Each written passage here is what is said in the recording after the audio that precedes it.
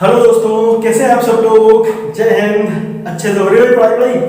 चलिए, बहुत अच्छी बात है बच्चों। आज हम लोग मिसलेनियस एक्सरसाइज क्लास 12 चैप्टर का नाम है मैट्रिक्स, उसके आगे के क्वेश्चन लगाते हैं। 1 से लेकर के 5 तक के क्वेश्चन मैं आपको ऑलरेडी बता चुका हूं, और अगर आपको आता है तो अच्छी बात है, अगर नहीं आता है तो डिस्क्रिप्शन में उसका लिंक दिया हुआ है, आप जाइए फटाफट वहां से क्वेश्चन देखिए, फिर हम लोग आगे बढ़ते हैं। ठीक है, तो चलिए देखिए बच्चों, ये क्वेश्चन नंबर 6 यहाँ पे गिवन है और इसको कैसे करना है समझते हैं। देखिए, बहुत ही अच्छा क्वेश्चन है, जैसा कि मैंने आप लोगों को बताया हुआ है। तो चलिए स्टार्ट करते हैं। देखिए बच्चों, फर्स्ट क्वेश्चन क्या कहना चाहता है समझते हैं, ध्यान से देखिए। कह रहा है find the value of x, y and z if the matrix A। देखिए, ये A एक मैट्रिक्स है और ये क्या करती है, एक इक्वेशन को सेटिस्फाइड करती है, और वो कौन सी इक्वेशन है, ये दे रखी है। ठीक है, यानी A transpose into A is equal to I, where I is the identity matrix of order. कितना ऑर्डर होगा I का, 3/3 का, क्योंकि देखो A का ऑर्डर 3/3 है, तो I का भी ऑर्डर 3/3 होगा। ठीक है, तो चलिए सॉल्व करते हैं। बहुत आसान क्वेश्चन है। देखिए यहाँ पे क्या कहा गया, A ट्रांसपोज इनटू A, यही कहा है ना, A ट्रांसपोज इनटू A। तो A तो हमें पता है, बस A का ट्रांसपोज कर लेते हैं। तो अगर बच्चों हम A का ट्रांसपोज करें तो बताइए कितना आएगा। अगर मैं A का ट्रांसपोज करूंगा तो देखो, ये जो रो चल रहा है ये कॉलम बन जाएगा रो। तो 0 to y z, 0 to y z, फिर x y minus z, x y minus z, और ये x माइनस y z ऐसे कॉलम में आ जाएगा, x माइनस y z। ये हमारा क्या आ गया, A ट्रांसपोज आ गया। अच्छा, फिर देखो हमें क्या करना है, A ट्रांसपोज में A मल्टीप्लाई करना है। तो A ट्रांसपोज तो समझ में आ गया, इसी में क्या मल्टीप्लाई करना है, हमें A मल्टीप्लाई करना है। ठीक है, A मल्टीप्लाई करना है, तो A ट्रांसपोज तो समझ में आया। देखो A ट्रांसपोज की वैल्यू ये हो गई। ठीक, A ट्रांसपोज की वैल्यू ये हो गई। अब A की वैल्यू देखो, A की वैल्यू तो गिवन है already, 0 to y z, x y minus z, x minus y z। ठीक है भाई, और ये किसके इक्वल है, ये किसके इक्वल है, आइडेंटिटी मैट्रिक्स I के इक्वल है। ठीक है, तो आइडेंटिटी मैट्रिक्स क्या होगा, 1 0 0 0 1 0 0 0 1। ठीक है, कितनी बात समझ में आई। अच्छा, अब देखो बच्चों, इसको सॉल्व करते हैं। तो मैंने बताया ना, देखो इसका, और देखो इसको कैसे मल्टीप्लाई करते हैं। मल्टीप्लाई करना तो आता ही है आप सब लोगों को, ये रो और ये कॉलम, रो और कॉलम के हिसाब से चलेंगे। तो चलो बच्चों मल्टीप्लाई कर लेते हैं। अच्छा देखो, इसका ऑर्डर 3/3, इसका भी ऑर्डर 3/3, तो जो मैट्रिक्स आएगी उसका भी ऑर्डर कितना होगा भाई। आप ये 3 से 3 को अगर छुपा भी लो, कट भी कर लो, तो 3 into 3 बचा ना, तो जो मैट्रिक्स आएगी उसका भी ऑर्डर कितना होगा, 3/3 का होगा। ठीक है, तो चलिए मल्टीप्लाई करते हैं। देखो बच्चों, 0 को 0 से मल्टीप्लाई किया, 0 मिला, x को x से मल्टीप्लाई किया, x स्क्वायर आ गया, x को x से इधर मल्टीप्लाई किया, तो फिर यहाँ पर x स्क्वायर आ गया। ठीक है, फर्स्ट रो फर्स्ट कॉलम, अब first row second column, 0 into 2y 0, 0 into 2y करेंगे 0 आएगा, x into y करेंगे xy आएगा, x into माइनस y करेंगे माइनस xy आएगा। आगे बढ़ते हैं। फिर देखो, 0 को z से मल्टीप्लाई करेंगे तो 0 मिलेगा, x को माइनस z से करेंगे तो माइनस xz आएगा, और फिर x को z से करेंगे तो प्लस xz आएगा। ठीक है, इतनी बात समझ में आ रही है, क्लियर है। ठीक है, चलिए आगे बढ़ते हैं। देखो 2y को बच्चों 0 से करूंगा तो 0 मिलेगा, फिर y को x से करूंगा तो xy मिलेगा, minus y into x minus xy। ठीक है, आगे बढ़ते हैं। 2y को 2y से करते हैं बच्चों, तो ये हो जाएगा 4y स्क्वायर, फिर y को y से करते हैं तो y स्क्वायर, माइनस y को माइनस y से करेंगे तो प्लस y स्क्वायर। ये क्लियर है, आगे बढ़ते हैं। 2y को z से करेंगे तो बच्चों कितना आएगा, 2yz, प्लस y को माइनस z से करेंगे तो माइनस yz, फिर माइनस y को z से करेंगे तो माइनस yz अगेन। ठीक है, सेम टू सेम आएगा, तो ये भी हो जाएगा माइनस yz। क्लियर है। अब ये लास्ट रो बची, इससे करते हैं। तो z को 0 से करो तो बच्चों 0, minus z into x minus xz, z plus x, z into x zx। ठीक है, आगे बढ़ते हैं। z into 2y, तो ये कितना आएगा, 2yz plus minus z into y minus yz, और फिर z को माइनस y से किया तो ये कितना आ गया, माइनस yz। ठीक है, आगे बढ़ते हैं। z को z से करते हैं बच्चों, तो ये आएगा z square minus z into minus z, फिर ये minus z square minus z into, तो ये माइनस माइनस बच्चों प्लस हो जाएगा ना, देखो z into z square minus z into minus z, plus का z हो जाएगा ना, इसको मैं थोड़ा सही से लिख देता हूं z स्क्वायर, ठीक है। फिर z को बच्चों z से करो तो फिर अगेन कितना आएगा, ये z स्क्वायर ही आएगा ना। चलिए अच्छा, ये किसके इक्वल है, ये आइडेंटिटी मैट्रिक्स के इक्वल है, तो ये कितना हो जाएगा बच्चों 1 0 0 0 1 0 0 0 1। इतनी बात समझ में आई, ये क्लियर है। चलिए इसको कॉपी कर लीजिए, आगे बढ़ते हैं।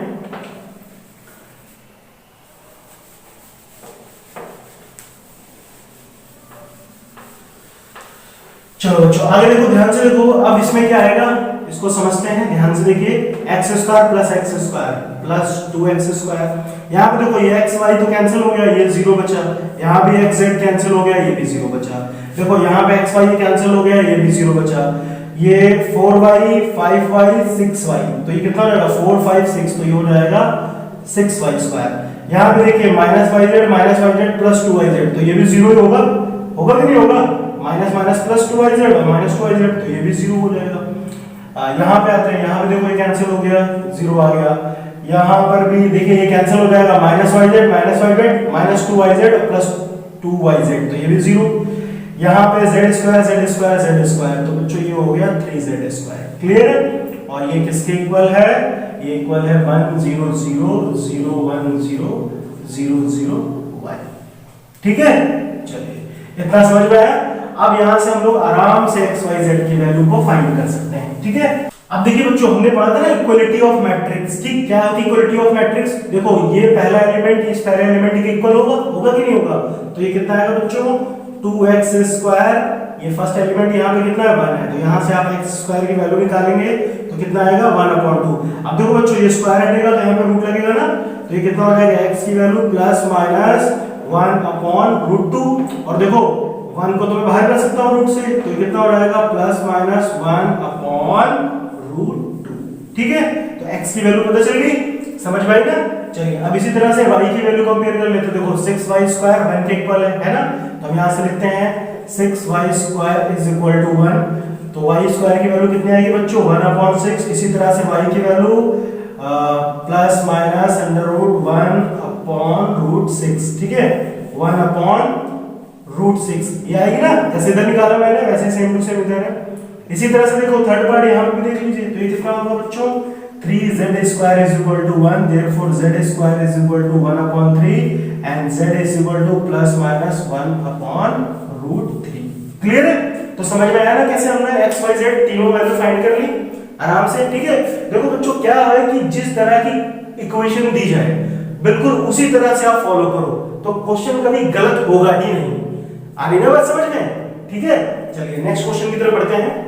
क्वेश्चन नंबर 7 करते हैं बच्चों। देखिए क्वेश्चन नंबर 7 क्या कह रहा है, for what value of x 1 2 1, और फिर देखो ये भी एक मैट्रिक्स है, ये भी एक मैट्रिक्स है, देखो ये तीन मैट्रिक्स है और ये तीनों की तीनों कैसी हैं मल्टीपल में, और कह रहा है तीनों का प्रोडक्ट किसके इक्वल है 0 के इक्वल है।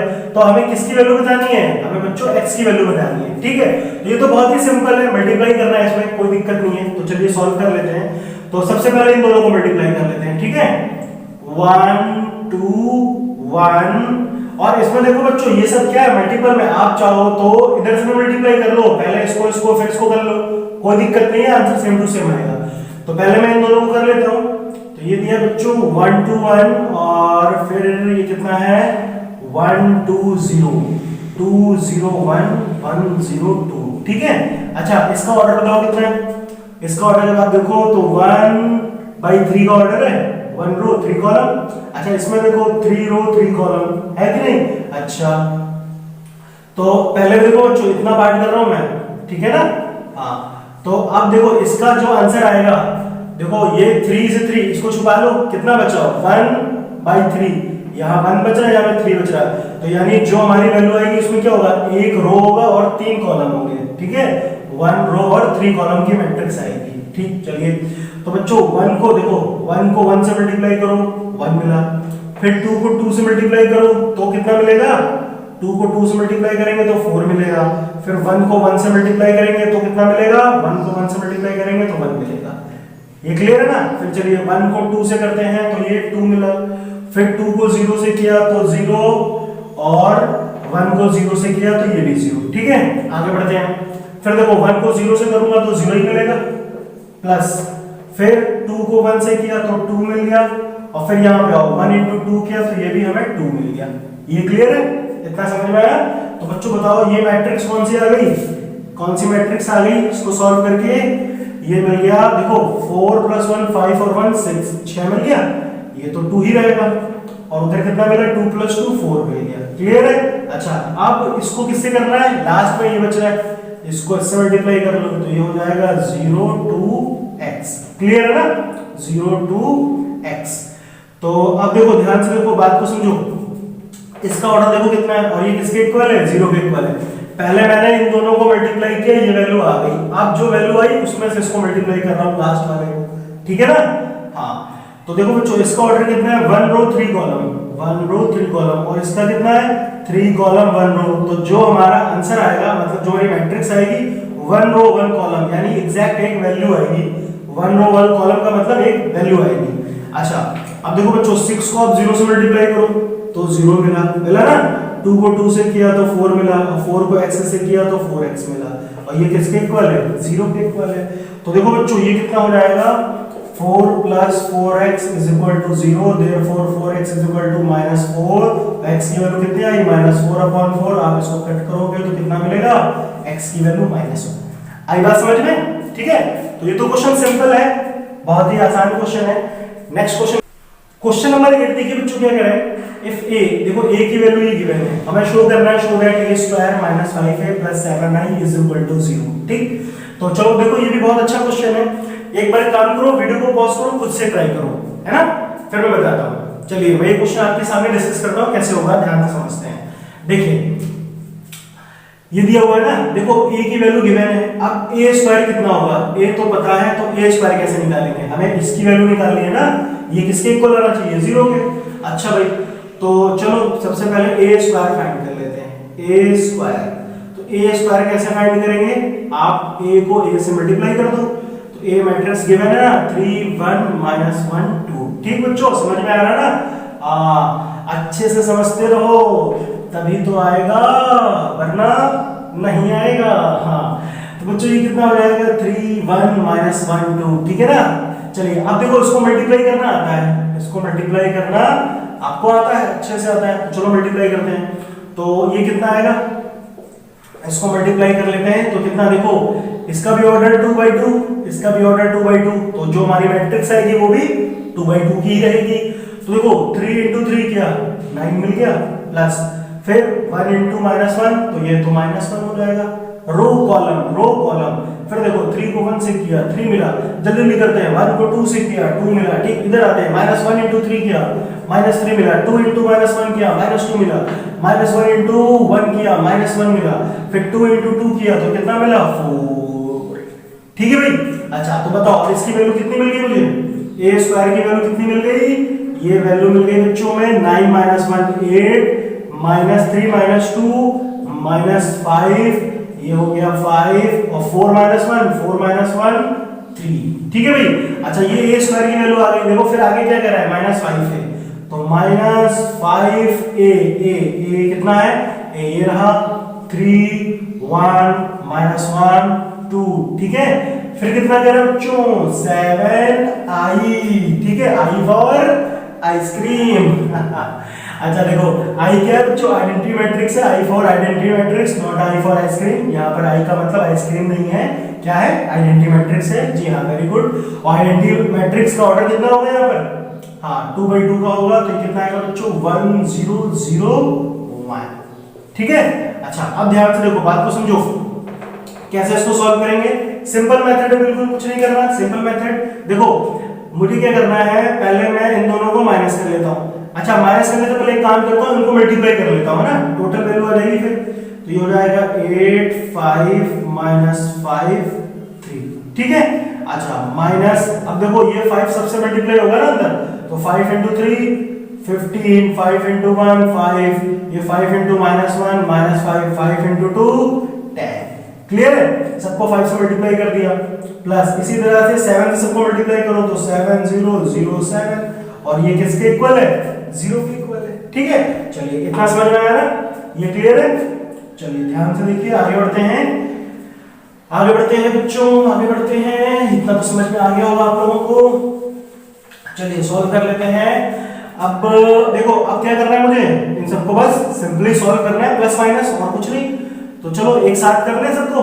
देखो यहाँ पे 8 -15 + 7 एक साथ कर लेता हूँ। 8 -15 + 7 ये हो गया। अब सेकंड एलिमेंट पे आओ। 5 - 5 + 0, 5 - 5 + 0, यहाँ पे आओ। -5 माइनस, देखो ये -5 और ये माइनस +5 हो गया ना, काम खत्म। अच्छा, और कितना है इधर? -5, और इधर तो 0 है तो यहाँ पर तो 0 रहेगा। आगे बढ़ते हैं, फिर इधर आते हैं। देखो 3 - 10 + 7, 3 - 10 + 7, और ये = 0। तो चेक करो, देखो ये 0 आएगा। ठीक है, इतना समझ में आया? आगे बढ़ते हैं। देखो ध्यान से देखो, ध्यान से देखो, ध्यान से देखो। 8 + 5 कितना हुआ? 8 + 7 सॉरी 15 - 15, यहाँ पे तो ये कैंसिल हो गया 0, यहाँ पे भी कैंसिल हो गया 0। देखो 7 + 3 10 - 10 = 0। बात समझ में आ रही है ना? ठीक है, अब देखो बच्चों बताओ ये कितना आएगा? ध्यान से देखो, 15 में 15 माइनस किया, कितना बचा? 0, इधर भी 0, इधर भी 0, इधर भी 0, और ये सब किसके इक्वल है? 0 के इक्वल है। ठीक, तो दोनों साइड में 0 आ गया। समझ में आया ना? अच्छा क्वेश्चन है। अच्छा बच्चों, इसी तरह से आपका क्वेश्चन नंबर 9 भी है, सेम टू सेम है जैसा अभी मैंने इसके पहले बताया क्वेश्चन नंबर 7, बिल्कुल same to same process question number 9 का भी है। तो 9 आप खुद से कर सकते हैं, पक्का? चलिए तो इसको कॉपी कीजिए, फिर नेक्स्ट क्वेश्चन पे आते हैं। क्वेश्चन नंबर 10 पे आते हैं बच्चों, ध्यान से देखिए। क्वेश्चन नंबर 10 क्या कह रहा है? A manufacturer sells the product X, Y, Z in 2 markets. Annual sales are indicated below. ठीक है भाई, देखो एक मैन्युफैक्चरर है, ठीक है। मैन्युफैक्चरर क्या करता है? वो अपने प्रोडक्ट्स को सेल करता है, ठीक। उसके पास 3 प्रोडक्ट हैं, एक प्रोडक्ट X है, एक Y है, एक Z है, ठीक। जैसे मान लो ये पेन है, पेंसिल है, बुक है। X हो गया पेन, ये पेंसिल, ये बुक, ठीक। अच्छा, और ये 2 मार्केट में इसको सेल करता है। एक मार्केट 1 हो गई, एक मार्केट 2 हो गई, ठीक। अच्छा, इसको सेल करता है। उसके बाद में कह रहा है जो प्रोडक्ट्स हैं, देखो यहाँ पे गिवन है मार्केट 1 में जो प्रोडक्ट सेल हुए हैं कितना, ये X भी हैं, 10,000 दिख रहे हैं। 10 मान लो 10,000 पेन होंगे, 2,000 पेंसिल होंगी, 18,000 कितने होंगे? बुक्स होंगी। ऐसा समझ सकते हो X Y Z। इसी तरह दूसरी मार्केट में जो सेल करता है वो कितना है? 6,000 पेन, ये पेंसिल, और 8,000 कितनी है? बुक्स हो गई। बात समझ में आई? अच्छा, तो 2 मार्केट में सेल किया उसने। आपको बताया है क्या? If unit sale price of X Y Z. अच्छा देखो, एक्स वाई जेड यानी पेन, पेंसिल, बुक को की जो यूनिट सेल प्राइस है, मतलब एक, जैसे मान लो एक बुक की या एक पेन की, एक्स को मैंने क्या माना है? देखो यहाँ पे थोड़ी देर मैं लिख ही देता हूँ। एक्स बच्चे क्या है? पेन है। वाई क्या है? पेंसिल है, ठीक। ये आपके समझने के लिए लिख रहा हूं मैं। और जेड क्या है? बुक है, ठीक है भाई। अच्छा, अब बात को समझो। एक्स वाई जेड, अब देखो एक्स का मतलब पेन, एक पेन का जो प्राइस है, सेलिंग प्राइस कितना है? 2.5 रुपए है। और एक पेंसिल का सेलिंग प्राइस कितना है? 1.50, 1.5 रुपए, और 1 रुपए की एक बुक, ठीक। बात समझ में आ रही ना? ऐसा कुछ दिया हुआ है। तो हमें क्या बताना है? Find the total revenue in each market with the help of matrix algebra, ठीक है भाई। तो हमें मैट्रिक्स अलजेब्रा की हेल्प से बताना है कि टोटल रेवेन्यू कितना होगा ईच मार्केट, यानी हर एक मार्केट 1 और मार्केट 2 का जो टोटल रेवेन्यू आएगा, ठीक है, वो कितना आएगा ये हमें बताना है। तो ठीक है भाई, देखो अगर जैसे मान लो, बात को समझो, अगर मुझे एक किसी भी चीज की 1 रुपए का प्राइस पता हो, मतलब किसी की कोई भी एक यूनिट का प्राइस हमें मालूम हो, तो अगर ढेर सारी वैल्यू दी हो तो उनको कैसे निकालेंगे? कहने का मतलब है, जैसे मान लो भैया कि एक पेन की वैल्यू पता है कितनी है? 2.50, ठीक। और यहाँ पे पेन कितने हैं भाई? कितने हैं? 10,000 है। तो अगर आपको 10,000 पेन का प्राइस निकालना है कितने का होगा तो क्या करना पड़ेगा, मल्टीप्लाई तो करना पड़ेगा भाई। एक पेन है 2.5 रुपए का तो 10,000 पेन कितने में होंगे, मल्टीप्लाई तो करेंगे। ठीक है, तो कहानी समझ में आ गई क्या करना है, तो चलिए स्टार्ट करते हैं। क्लियर है ये, चलिए स्टार्ट करते हैं। तो ये आप की बुक में नोट होगा, आप ध्यान से देख लीजिएगा। मैं स्टार्ट करता हूं यहां पर। ठीक है भाई, तो यहां पर रेवेन्यू की जो सेल प्राइस है, यूनिट सेल प्राइस, उसको यहां पर लिख लेते हैं। ये कितना बच्चों 2.50 है, 1.50 है, फिर 1 रुपीज है। ठीक है, चलिए स्टार्ट करते हैं। यहां पर ध्यान से देखिए, सबसे पहले देखो बच्चों ये क्या दिया हुआ है, ये दिख रहा है मार्केट और ये प्रोडक्ट्स। ये क्या है, ये हमारे पास सेल है। ठीक है ना, ये सेल के बारे में तो बता रहा है कि भाई मार्केट 1 में इतने प्रोडक्ट सेल करने हैं, मार्केट 2 में इतने प्रोडक्ट सेल करने हैं। तो इसको आप पहले मान लो, ये जो फर्स्ट पार्ट है ये तो सेल के बारे में बता रहा है, और ये देखो मैट्रिक्स गिवन है ना, तो इसको थोड़ी देर के लिए आप ए मान लो। तो देखो ये कैसी मैट्रिक्स है, ये दिया है ना 10,000, फिर 2,000 और फिर 18,000। अच्छा, ये मार्केट 1 के प्रोडक्ट्स में जो मार्केट 1 में उसने प्रोडक्ट सेल किए हैं।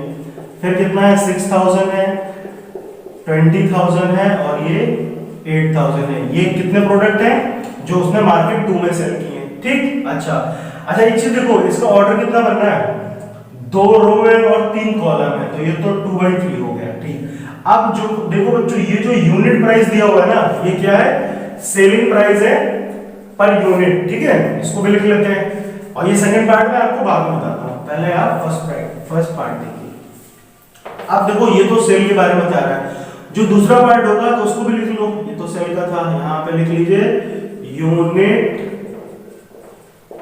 प्राइस। जो यूनिट प्राइस दे रखा ना, चलिए मैं यूनिट प्राइस कौन कौन से हैं, XYZ है ना यूनिट प्राइस। तो प्रोडक्ट्स हैं X, Y, Z। ठीक, तो इसके यूनिट प्राइस कितना है, इसको मान लेते हैं एक बी मैट्रिक्स मान लेते हैं। और अच्छा, अब एक चीज बताओ मुझे, ध्यान से देखो, पहले ध्यान से देखो, ये सारे के सारे तो प्रोडक्ट्स हैं जिनको सेल करना है, और यूनिट प्राइस दिया है XYZ का यूनिट प्राइस। ठीक, ये 2/3 है। ठीक, और मुझे क्या करना है, इसको मल्टीप्लाई करना है, ये वैल्यूज को मल्टीप्लाई करना है। तो भाई अगर कोई 2/3 ऑर्डर की मैट्रिक्स है तो दूसरी मैट्रिक्स क्या होनी चाहिए, यहाँ पे 3 ही एलिमेंट्स हैं। ठीक भाई, इसका ऑर्डर ऐसे हो सकता है 1/3 या 3/1। अब मुझे बताओ मैं इसका ऑर्डर कौन सा लूं, मैं 1/3 लूं या 3/1, ताकि मैं इससे मल्टीप्लाई कर सकूं। अरे अगर इसमें कोई और मैट्रिक्स मल्टीप्लाई करनी है तो ध्यान से देखो, ये रो ये कॉलम खत्म हो रहा है 3 से खत्म हो रहा है ना, तो जो इससे जो मल्टीप्लाई होगी तो जाहिर सी बात है उसका ऑर्डर क्या होना चाहिए, 3 से तो स्टार्ट होनी चाहिए, ये तो कंफर्म है। तो हमें इसका ऑर्डर कैसे बनाना पड़ेगा, 3/1 का बनाना पड़ेगा। ठीक है ना, 3/1 का ऑर्डर बनाना पड़ेगा। तो जो मैट्रिक्स बी है, जो यूनिट प्राइस के बारे में बताना चाहती है, तो कैसे बनेगा उसका ऑर्डर, 3/1 का। चलो भाई बना लेते हैं।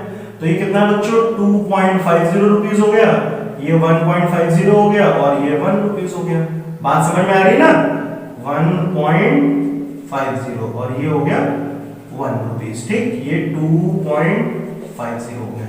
इतना क्लियर है। अब मुझे क्या करना है, दोनों को मल्टीप्लाई करना है, तो मेरा क्या निकल के आएगा, टोटल रेवेन्यू निकल के आएगा। तो यहाँ पे लिख लेते हैं बच्चों टोटल रेवेन्यू। ठीक है भाई, टोटल रेवेन्यू। अब देखो टोटल रेवेन्यू कितना निकल के आएगा ये समझते हैं, तो मल्टीप्लाई करते हैं बच्चों। पहला कितना दिया हुआ है इसको लिख लेते हैं, ये है 10,000 है, ये 6,000। ठीक, ये तो समझ में आ रहा है ना, ये मार्केट 1 के बारे में बता रहा है, ये मार्केट 2 के बारे में। अच्छा, फिर कितना दिया है 2,000 और ये है 20,000। फिर ये कितना है बच्चों 18,000 है और ये 8,000। ठीक, और इनको करना है मल्टीप्लाई। ठीक है, तो ये दूसरी मैट्रिक्स लिख लेते हैं, ये कितनी है 2.50, 1.50 और ये 1। ठीक, अब देखो बच्चों इन दोनों को मल्टीप्लाई करके लिखना है हमें। इतना समझ में आ गया। अच्छा ध्यान से देखिए, मल्टीप्लाई करेंगे बच्चों इसको। फिर देखो, अच्छा यहाँ पे देखो इसका ऑर्डर कितना है, इसका ऑर्डर है 2/3। ठीक, अच्छा इसका ऑर्डर कितना है 3/1। तो देखो 3 से 3 हटाओ तो जो मल्टीप्लाई करके आएगा उसका ऑर्डर कितना होगा 2/1 होगा, है ना। तो टोटल रेवेन्यू कितना आएगा, टोटल रेवेन्यू आपका कितना आएगा, ठीक। अच्छा ये दोनों मार्केट का है, बात समझ में आ रही ना, मार्केट 1 है मार्केट 2 दोनों का। अच्छा तो निकालते हैं, तो 2/1 का ऑर्डर आएगा है ना, 2/1 का, तो मल्टीप्लाई करते हैं बच्चों, और ये 18 है, सॉरी 8000 है। अब मल्टीप्लाई देखो बच्चों, 10,000 into 2.50, तो कितना आएगा, 10,000 को 2.50 से मल्टीप्लाई कीजिए तो 25/20, तो ये बच्चों आएगा 25,000 है ना, आप मल्टीप्लाई करके चेक कर लो। अच्छा फिर प्लस 2000 को 1.5 से करते हैं तो 15 2 30, तो ये आएगा 3000, ठीक है। फिर 18,000 को 1 से करेंगे तो वापस आपको 18,000 मिलेगा। अब यहाँ पे आते हैं, 6,000 को 2.5 से करते हैं तो 25 6 150, तो ये कितना आएगा, 15,000 आएगा, आएगा ना। अच्छा आगे बढ़ते हैं, 20,000 into 1.50, 20,000 into 1 तो 15 2 30, तो ये आएगा 30,000, ठीक है। अच्छा और 8,000 को आप 1 से करेंगे तो वापस आपको 8,000 मिलेगा, मिलेगा ना। चलिए तो इसको बच्चों ऐड कर लेते हैं, तो ये दोनों का आ जाएगा, तो 25,000 3,000, ठीक है, 25 और 3 28, 28 और ये 18 कितना हो जाएगा, 46 है ना, तो ये हो जाएगा 46,000।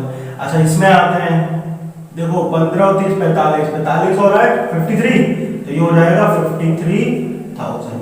बात समझ में आई, ये क्लियर है। तो देखो बच्चों, मार्केट 1 के लिए जो रेवेन्यू देना पड़ रहा है उसको, वो कितना देना पड़ रहा है, मार्केट 1 के लिए जो रेवेन्यू देना पड़ रहा है वो है 46,000, और मार्केट 2 के लिए जो उसको रेवेन्यू देना पड़ रहा है वो कितना है, 53,000 रुपीस, ठीक।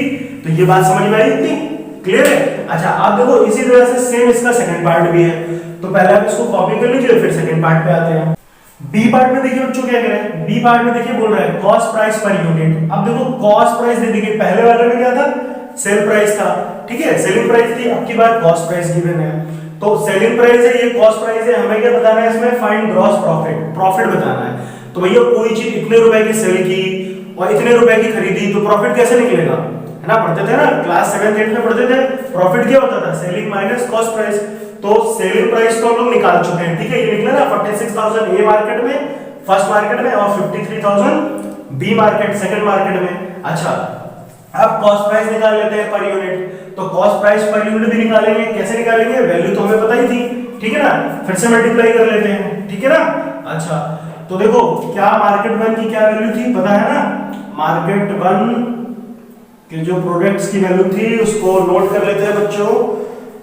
ये गिवन है 10,000, यहाँ पर मैं लिख देता हूँ 10,000, अगेन फिर 2,000 है एंड 18,000 है, फिर कितनी है बच्चों 6,000 है, 20,000 है एंड 8,000 है, ठीक है ना। ये मार्केट 1 में क्या था, मार्केट 1 एंड मार्केट 2 के जो प्रोडक्ट्स थे, ठीक। अच्छा जो उसने सेल किए, अब ये तो प्रोडक्ट्स है कि नहीं, लेकिन कॉस्ट प्राइस कितनी दे रखी है, ये देखिए आप खरीदे कितने में थे, सेल का तो निकाल चुके हैं, अब कितने में खरीदे थे ये भी पता कर ले, तो हम क्या निकाल लें, इसकी कॉस्ट प्राइस निकाल लें। तो क्या निकाल लें हम यहाँ पे, टोटल कॉस्ट प्राइस, ठीक है, total cost price per unit given है, तो यहाँ पे टोटल कॉस्ट प्राइस, तो ये निकाल लेते हैं टोटल कॉस्ट प्राइस, ठीक। अच्छा अब बात को समझो, ये तो प्रोडक्ट्स हो गए, और ये क्या है दिया हुआ ना पर यूनिट उसका प्राइस दिया हुआ है ना, ठीक है। तो चलो इसको भी लिख लेते हैं, तो इसका भी ऑर्डर बिल्कुल वैसे ही है जैसे पहले बनाया था हमने। तो ये कितना हो गया बच्चों, 2 हो गया, ये 1 हो गया, और देखो 50 पैसा दिया है, तो पैसे को भी रुपए में कन्वर्ट करेंगे तो ये आएगा 1/2, समझ में आ रहा है ना भाई। 50 पैसे को आप कैसे लिख सकते हो, 1/2 रुपीस लिख सकते हो ना, हाँ। तो ठीक है चलिए सॉल्व करते हैं। अच्छा अब बच्चों इसको मल्टीप्लाई करेंगे ना फिर से, तो ध्यान से देखो वही ऑर्डर होगा, इसका ऑर्डर 2/3 है, इसका ऑर्डर 3/1 है, तो 2/1 का ऑर्डर आएगा। तो 10,000 into 2 करेंगे तो बच्चों कितना आएगा, 20,000 आएगा ना, प्लस फिर 2,000 into 1 करेंगे तो 2,000 आएगा, और 18,000 into 18,000 1/2 तो कितना हो जाएगा, 18,000 का हाफ 9,000 आएगा ना। चलिए इधर करते हैं 6,000 into 2, तो ये तो हो गया 12,000, ठीक है बच्चों। 20,000 into 1 तो ये तो 20,000 ही आया, और 8,000 का हाफ कर लो तो ये हो जाएगा बच्चों 4,000, ठीक है। अब इसको ऐड करके लिख लेते हैं, तो इसको ऐड करके लिखेंगे तो कितना आएगा, ध्यान से देखिए इधर कितना आएगा, देखो ये कितना है 9 और 2 11, 11 और 20 कितना हो गया 41, 11 और 20 31, सॉरी, तो ये तो हो गया 31,000, ठीक। अच्छा यहाँ पे आते हैं, ये 20 है और ये 12 है, तो 20 और 12 32 हो गया, और ये 4 36 हो गया, ये है ना। समझ में आया कि नहीं है? ऐड करना तो आता है। अच्छा चलो भाई, वेरी गुड।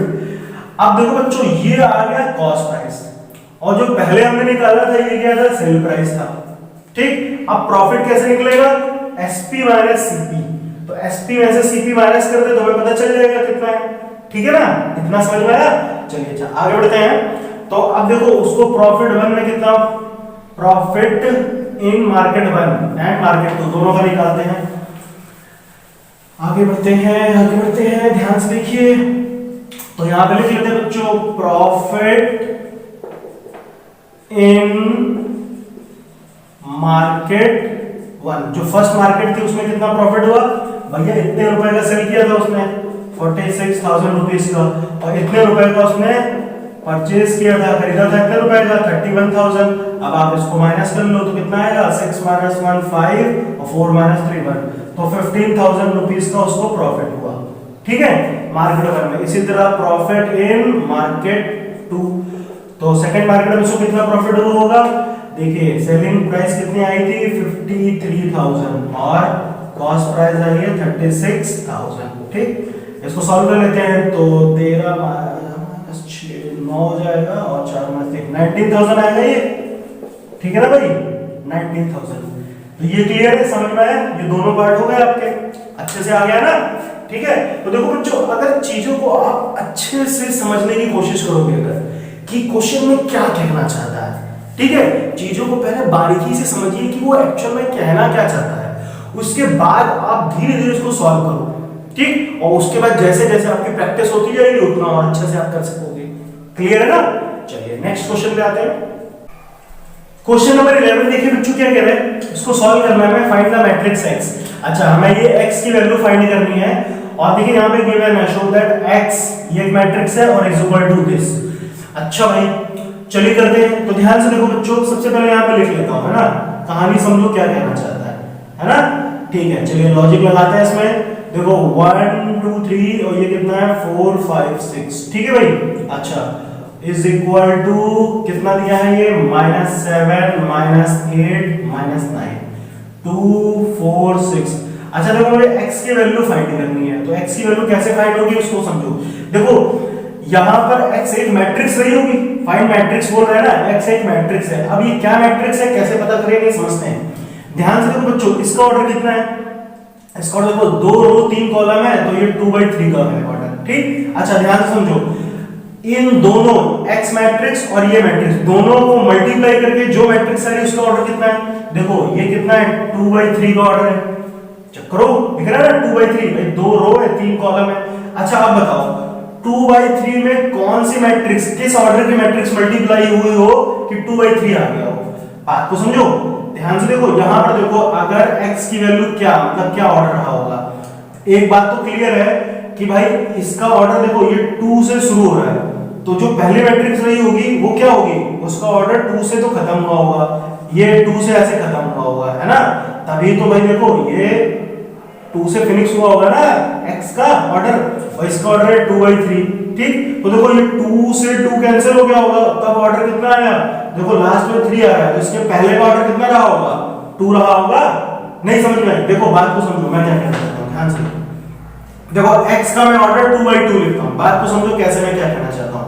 ये x है, मान लेते हैं थोड़ी देर के लिए, यहां पे लिख लो लेट जो x मैट्रिक्स है इसको ऐसे मान लेते हैं, a b c d मान लेते हैं। ठीक है, a b c d है। अच्छा इसका ऑर्डर कितना है? 2/2 है। ठीक, अच्छा इसके साथ में ये लिखो आप 1 2, ये 2/3 है, 1 2 3 4 5 6। ठीक है, अच्छा आगे बढ़ो, यहां पे देखो -7 -8 -9, ये 2 4 6 ये हो गया। ठीक, अब देखो बच्चों, इसका ऑर्डर कितना है? 2/3, इसका ऑर्डर कितना है? 2/3। ठीक, अब ध्यान से देखो, इन दोनों को मैं मल्टीप्लाई कर रहा हूं, तो देखो 2 से खत्म हुआ तो 2 से स्टार्ट हुआ, तो इसको हटा दो, तो जो आंसर आएगा वो कितना होगा? 2/3 का। देखो 2/3 का है, आएगा नहीं है 2/3 का, यानी जो x मैट्रिक्स है उसका ऑर्डर कितना होना चाहिए? 2/2 का होना चाहिए, तभी तो 2/3 मैट्रिक्स आएगी भाई। 2/3 ऑर्डर की मैट्रिक्स में किस ऑर्डर की मैट्रिक्स मल्टीप्लाई करें कि 2/3 मिल जाए? तो कितनी की होनी चाहिए, 2/2 ऑर्डर की होनी चाहिए। बात समझ में आई ना, यही तो लॉजिक समझना है आपको, क्लियर हुआ। अच्छा अब ध्यान से देखो, अब मुझे क्या करना है, पहले तो इसको मल्टीप्लाई करना है, ये तो x की वैल्यू हो गई, ठीक, x की जगह पे मैंने इसको लेट कर लिया, ठीक है ना।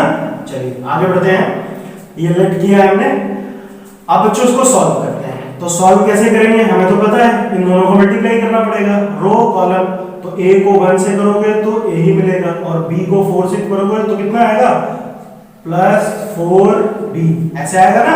अच्छा आगे बढ़ते हैं, अब देखो बच्चों इससे तो हो गया, अब a को 2 से करो तो कितना आएगा, 2a, फिर b को 5 से करो तो कितना आएगा, 5b। इसी तरह से आगे करते हैं, तो ये कितना आएगा बच्चों, 3a + 6b, है ना।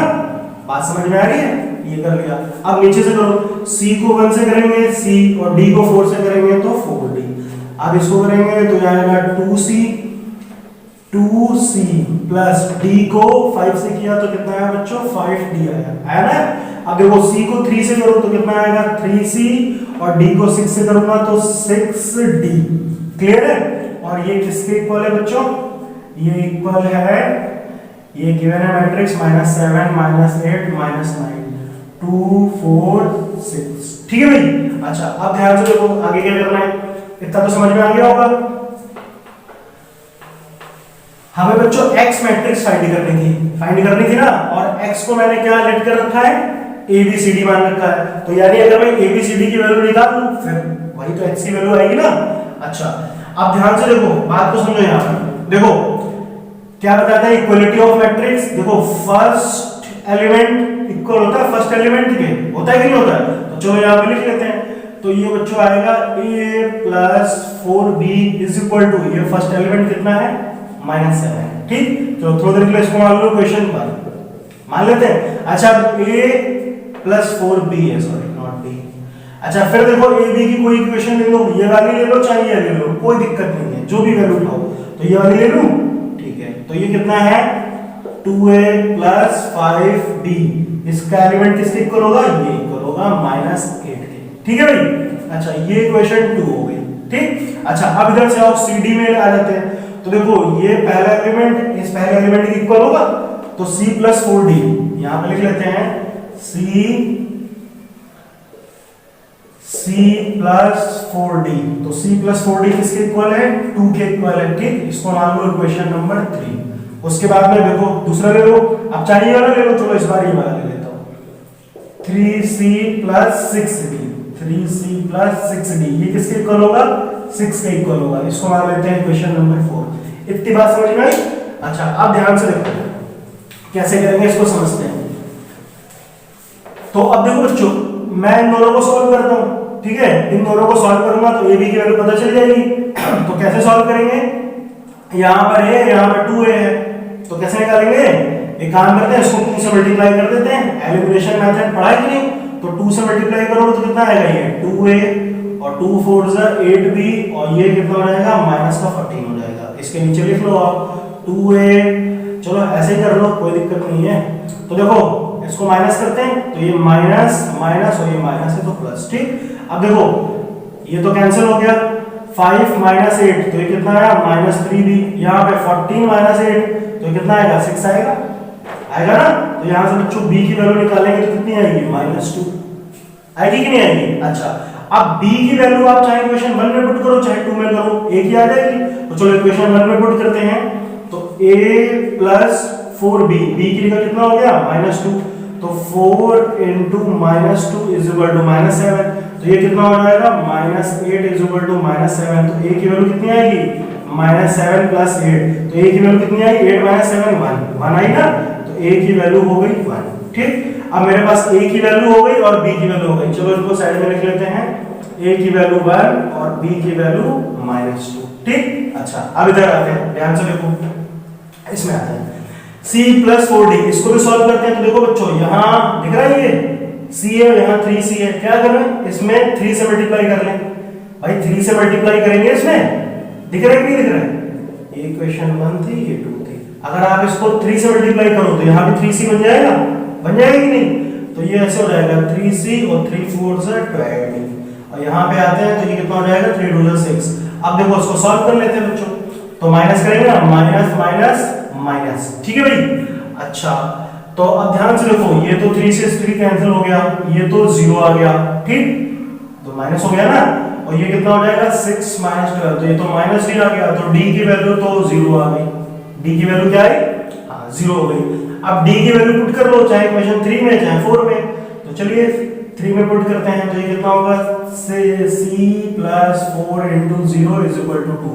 तो c की वैल्यू कितनी आ गई बच्चों? 2 आ गई। तो देखो a b c d चारों वैल्यू पता चल गई, और मैंने x को क्या लेट कर रखा था, यहाँ पे लिख लेते हैं, x को मैंने क्या लेट कर रखा था, ऐसे माना था a b c d, ऐसे माना था ना। तो बच्चों x की वैल्यू क्या आई? देखो a कितना आ रहा था? 1 आ रहा था ना, और b कितना आ रहा है? -2 आ रहा है, c 2 आ रहा है, d कितना आ रहा है? 0 आ रहा है। बात समझ में आई? x की वैल्यू ऐसे हमने फाइंड कर ली। ये क्लियर है? अच्छे से आ गया? चलिए नेक्स्ट क्वेश्चन। 12 नंबर क्वेश्चन देखिए बच्चों, क्या कह रहे हैं, if a and b are square matrix, okay, square matrices of same order such that ab is equal to ba, ठीक है भाई, ab और जो है वो ba के इक्वल है, ठीक। अच्छा आगे हमें प्रूव करना है, देन प्रूव बाय इंडक्शन। अच्छा पीएमआई मेथड से सॉल्व करना है इसको, क्या प्रूव करना है, a b की power n is equal to b की पावर n a, ठीक है भाई। तो ध्यान से देखो, अच्छा उसके बाद ये दो पार्ट है, ये एक पार्ट ये है, एक पार्ट ये है, दो पार्ट है, ठीक है, अलग अलग प्रूव करना है। तो चलिए पहले फर्स्ट पार्ट ले लेते हैं। देखो बच्चों हमको पीएमआई से प्रूफ करना है, तो इसको मैं क्या लेट कर लेता हूं, इसको पीएन लेट कर लेते हैं। तो यहां पे लेट करते हैं, let PN is equal to A B की power n is equal to B की पावर एन ए, ठीक है। अच्छा अब बात को समझो, ध्यान से देखो, इसमें 3 स्टेप होते थे इंडक्शन में, याद आ रहा है ना। अच्छा तो सबसे पहले हमें चेक करना पड़ेगा कि ये जो स्टेटमेंट मैंने माना है पीएन 1 के लिए ट्रू है या नहीं। तो 1 के लिए तो साफ साफ ट्रू है, लेकिन फिर भी हमें सॉल्व तो करना ही पड़ेगा, ऐसा तो लिख नहीं सकते हमको तो दिखाई दे रहा है ट्रू है तो ऐसे ही छोड़ दें, है ना, नहीं। तो बच्चों पहले क्या करेंगे, पुट करेंगे n की वैल्यू कितनी 1, तो यहाँ पे पुट करते हैं, तो ऐसे हो जाएगा p1 is equal to ab, अच्छा इसमें n की जगह 1 आ गया और यहाँ पे भी 1 आ गया ना। तो ये कितना हो जाएगा, ab is equal to ba। अच्छा ध्यान से देखो, ये चीज तो ऑलरेडी गिवन है ना। चलिए अच्छा दूसरा पार्ट क्या होता था, एज्यूम करते थे हम लोग ना, सेकंड पार्ट में, सेकंड स्टेप में, सॉरी ये फर्स्ट स्टेप था, तो सेकंड स्टेप होता था लेट अस एज्यूम, ठीक है, pn इज ट्रू फॉर, किसके लिए ट्रू है, n is equal to k के लिए, ठीक। तो बच्चों जहां पे n है वहां कितना आ जाएगा, k आ जाएगा ना। तो ये हो जाएगा p k, ये कितना हो जाएगा a b की पावर हो गई k, और यहाँ पे आते हैं b raise to power k and into a, ठीक है भाई। अच्छा इसको इक्वेशन 1 मान लेते हैं, इतनी बात समझ में आई। अच्छा अब देखो थर्ड स्टेप क्या होता था, हमें प्रूव करना है कि जो स्टेटमेंट है pn ये n is equal to k plus 1 के लिए भी ट्रू होगा ना। तो हम क्या लिखेंगे, now we have to prove that pn is true for n is equal to k plus 1, ठीक। अब देखो बच्चों जहां पे n था वहां कितना आ जाएगा, k plus 1 आ जाएगा। तो चलिए पुट करते हैं, तो ऐसे हो जाएगा p k plus 1 is equal to a b raised to पर कितना आ जाएगा बच्चों, k plus 1 आ जाएगा, और यहाँ पर कितना आ जाएगा, b की पावर कितनी हो जाएगी, k plus 1 a, ठीक है भाई, इतनी बात समझ में आई। अच्छा अब ध्यान से देखो, इसको सॉल्व करते हैं। ये देखो इसको जब आप सॉल्व करोगे तो ये तो ऐसा हो जाएगा, a ये लिख रहा है b, देखो ये पावर k plus 1 है ना इसकी, तो इसको अलग अलग कर लेते हैं, ऐसे हो जाएगा। अच्छा यहाँ पर भी देखो ये b की पावर k b a ऐसे आ गया। अच्छा अब एक चीज देखो, नोटिस करो, इक्वेशन 1 से दिख रहा है a b की पावर k कितना है, b की पावर k a, यहाँ पर देखो इसकी जगह पर इक्वेशन 1 से देखो ये लिख सकता हूं ना मैं, तो इसकी जगह पे क्या आ जाएगा, यहाँ पे लिख लेना फ्रॉम इक्वेशन 1, तो इसकी जगह पे क्या आ जाएगा, ये आ जाएगा b की पावर k a, ठीक। और ये तो ऑलरेडी b पहले से बचा हुआ है, यहाँ पर जो जैसा चल रहा है वैसे रहने दीजिए, b की पावर k b a, अच्छा अब एक चीज नोटिस करो, ए बी किसके इक्वल है, ए बी जो है बी ए के इक्वल है, तो यहाँ पर ए बी की जगह बी ए लिख सकता हूँ, इसकी जगह पर बी आ जाएगा ना, तो इसको आप ऐसे छोड़ दो, बी की पावर के ए बी की जगह कितना आ जाएगा बी ए, और आप चेक करो इस साइड भी सेम टू सेम आया है ना, ठीक। तो ये left hand side right hand side दोनों इक्वल आ गई, तो हो गया ठीक। अच्छा इसी तरह से इसका देखो सेकंड पार्ट भी प्रूफ करना है, सेकंड पार्ट भी बिल्कुल सेम टू सेम है, हो जाएगा ना प्रूफ। तो इसी तरह से आप इसका सेकंड पार्ट भी प्रूफ कीजिए, ठीक। चलिए इसको कॉपी कीजिए, नेक्स्ट क्वेश्चन पे, क्वेश्चन नंबर 14 पे आते हैं बच्चों, ठीक है। समझते हैं कैसे करना है।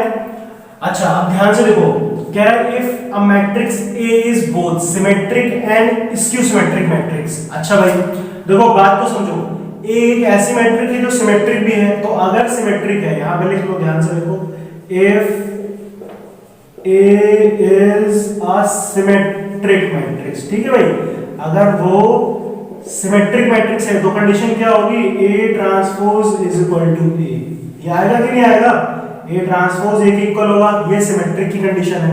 चलो इसको इक्वेशन बनवा लेते हैं थोड़ी देर के लिए।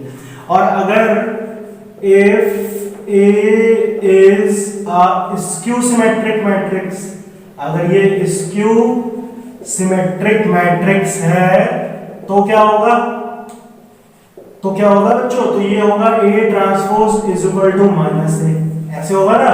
चलो इसको थोड़ा इक्वेशन 2 मान लेते हैं।